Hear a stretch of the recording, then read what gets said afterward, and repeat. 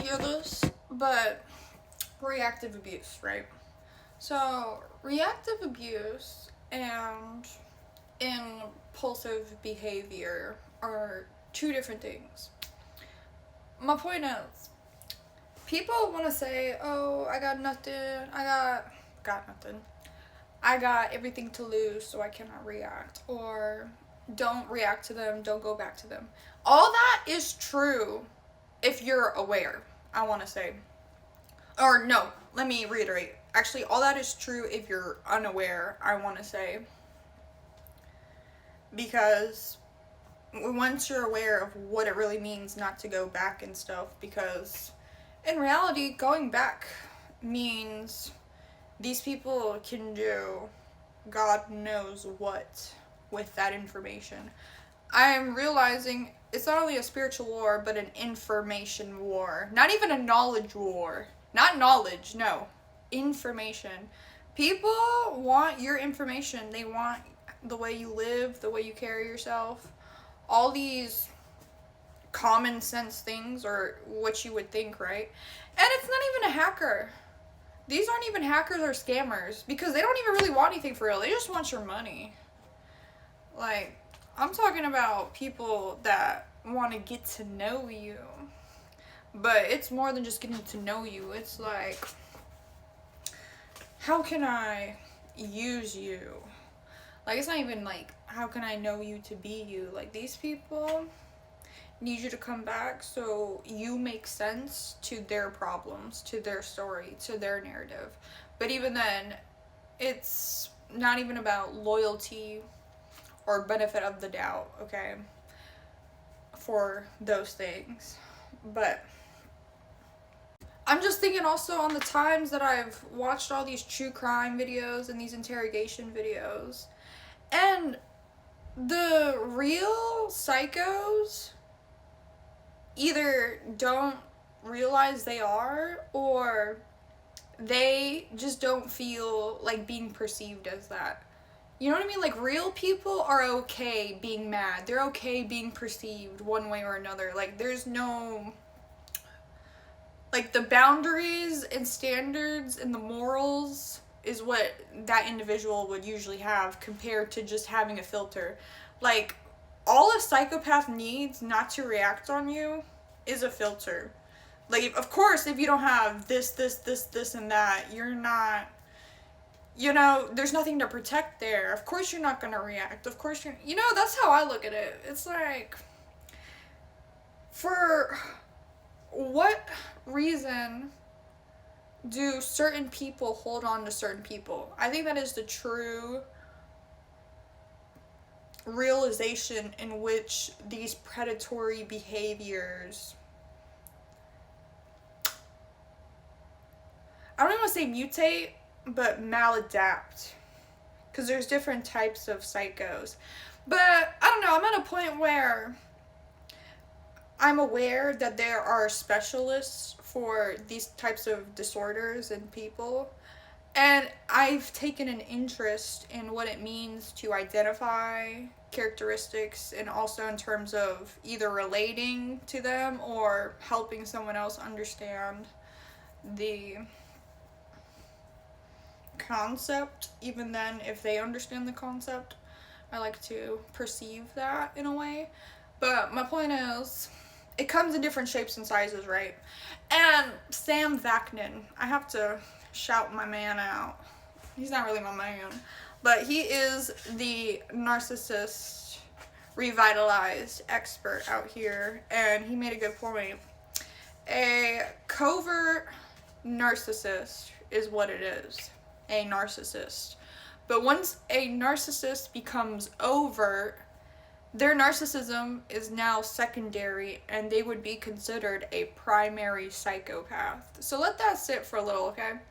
The narcissists are covert, you know, there's still a filter there, etc. But it's so dangerous. This is a real disorder, guys. You gotta realize how decrepit and decayed an individual has to be to go from being a covert narcissist to a primary psychopath. Like, once you really start understanding these concepts, it's insane to wrap your head around it, because there's so much fluidity to it. And it's a shiny thing. It's a shiny term. And it ties into the whole charm aspect of these individuals. And I just want to give another example, okay? There is this person I knew, and this was something we joked about. So when they started using it against me, that's how I knew something is obviously wrong, but also I let it slide. And that's why this is a problem. That's why talking and reacting should be okay. But long story short, they ended up calling me privileged, and this was in a time span. This wasn't in like a all in one mirage moment of arguing. Like, no, this happened over an allotted time. And it just irks me because it's still relatively new for me, or at least explaining and coping with it. But they pretty much call me privileged, and they were someone that, if you weren't me, if you were someone else, and you would look at them, you would be like, okay, I can't necessarily call them privileged.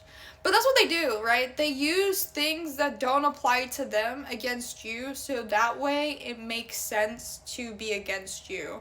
And then, like, to call someone privileged and racist, and like that's pretty much what they were trying to tie it into, mind you. And this is why I be careful with who I joke with, because I'm naturally a humorous person. And mind you, I do not need to be racist or degrading to be funny. Okay? I don't need to be a comedian to prove I'm funny either. But that's how these people operate. They operate in the what if zones. They operate in the gray zones. They operate in the prove yourself arena, while they are nothing short or less than what they need you to prove. You understand? It's like, why would I take advice from someone I wouldn't trade places with? And then, if you want to use that logic, you're right. I shouldn't react. But my thing is, everyone feels. Everyone knows. I interpret people the way I interpret things. And obviously, the concept is also the same for loving someone. You know, you can only love someone to the degree that you love yourself. But no, I don't want to be a dark personality. I don't want to be a dark empath. I don't want to know that I have all this knowledge and I can use it against you. Like, what does that, like, that shit is dead. Like, that shit is why I react. Because how dare you use intelligence against an intelligent creature? Like, not me, but people as a whole. Like, the human race as a whole is naturally intelligent. Like, whether you want to, like, obviously statistically they're smarter and less, but everyone is literally in the same boat. So that's already a waste, okay? And the last thing, not even, wasting someone's time is probably one of the worst things you can do. And especially for me, I'm a Capricorn, so you already know, like, I'm gonna get sturdy. Like, no. But my point is, the more these things are talked about, the more you realize it does become survival of the fittest at a certain point. And the more you realize what it means to be confident and dismissive and proud and authentic, honest, genuine, you know, all these affirmative words. And that's why I give people the benefit of the doubt, because I'd rather be nice than have a problem. So you really gotta look out for